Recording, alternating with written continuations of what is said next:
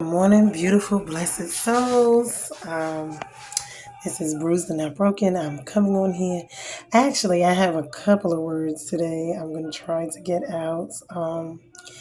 This first one is basically the beginning, but I'm going deep into Genesis chapter 1 through 2. I'm trying to get all the way up until chapter 5 if I can.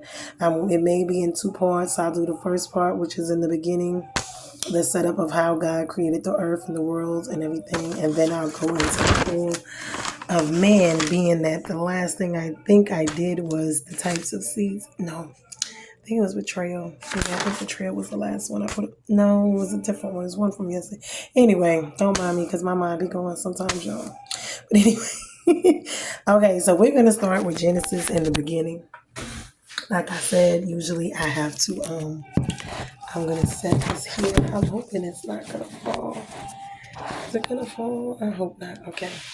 This way you can actually see me and I can be on my computer at the same time doing my notes. Okay, so in Genesis, we're gonna go to chapter 1 and 2 is what I'm gonna do. This is in the beginning when God created the heavens and the earth. Now, okay, I'm just gonna go from verse 1 to 2 in chapter 1, only because it's one thing. I wasn't going to read the whole thing. But in the beginning, God created the heavens and the earth. The earth was without form and void, and the darkness was over the face of the deep. And the Spirit of God was hovering over the face of the waters. And God said, He spoke it into existence out of His mouth. Let there be light. That's why the word of God, His words, is so powerful, because, and ours are too, because just by the speaking of His words, He created everything. Let there be light, and there was light. And God saw that the light was good. And God separated the light from the darkness. God called the light day, and the darkness He called night. And there was evening, and there was morning, and that was the first day. So now we're going to get into basically Him looking, seeing everything, seeing that there was nothing, and just going through how everything was established on earth in this world, because God is a God of order. So He set, everything in place, from the light to the darkness, to the animals, the birds, the waters, everything, and the seeds, the plants, the animals, everything that we see on this earth, He created. And this is why He says He is the one and only, and do not put none before Him. So we understand that that commandment, and no idolatry and no worship of other gods, those are understanding that why that is set in place, because of this reason. So let me see. God is a God of order. He's very neat because He put everything in place the way it should have been, in order. Because you could not have the light, you see what I'm saying, without the dark, and it not be separated. You could not have, the waters, and then the expanse of the seas, and then, the heavens and the expanse, and the earth. And you see what I'm saying? Everything was intricately done, and it was done in order, one behind the other. And it was done that way in of need, because you couldn't have one without the other. Let's say you can't have the vegetation or the seeds before the plants. See what I'm saying? Because it's going to be the seed and then the plant. So it's like everything was intricately made, and it was made and made perfectly in order, the way it should have been. You see what I'm saying? The way it is. And so when we sit here and we think about, just God and Him creating the world and the earth and everything in it, and how things are now, because we're called to take care of the earth. We're called to be fruitful and multiply. We're called to take care of the animals. And you see extinctions, and you see the earth itself with the soil and the food and stuff. Right now, the famines and all of these different things, the different species of life forms dying out, having to be protected, animals preserved, because man has come in and they have disrupted God's natural order of the way things should have been, which I would say Satan came in and he tainted man, and then him and man got together, and they've been just kind of doing what they want to do. and it is not what God wanted to be done. And so, but this situation is so intricate because it's one chapter, but it's so much in this one chapter. We don't pay it enough attention because, and it's like it's so fascinating on top of that, because when we look around and we see everything that's already here that we're born into, knowing how he did it and how he, it is just, it's amazing.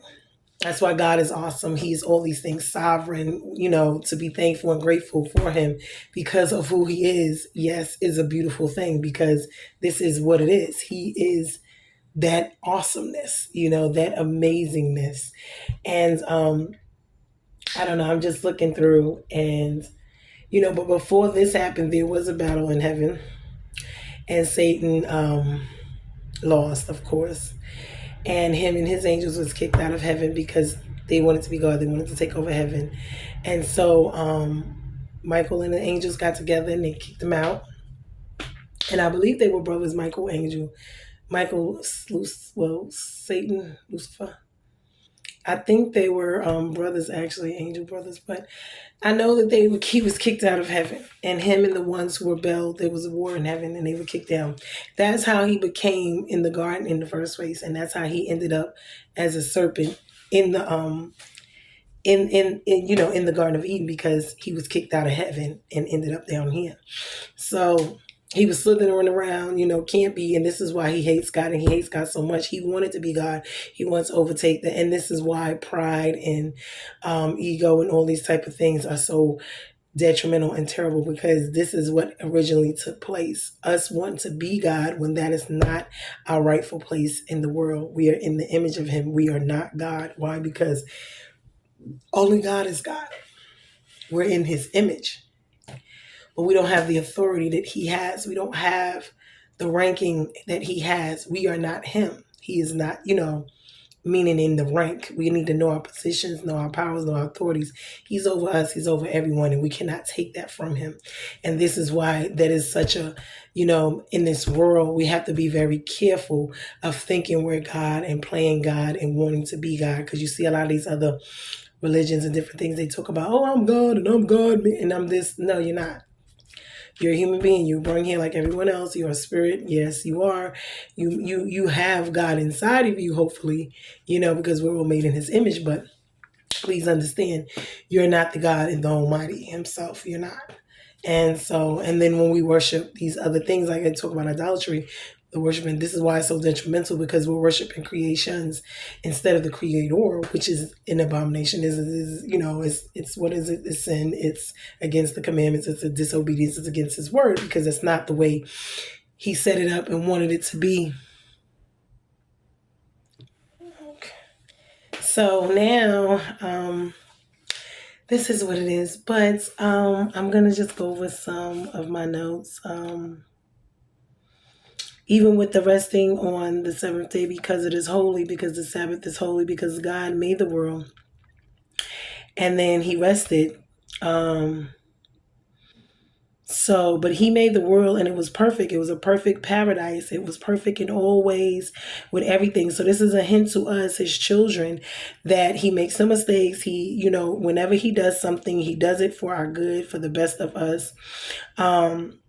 Earth, the Garden of Eden, all of this, when it in its original form, in its godly original will and form on, here on earth, is perfect.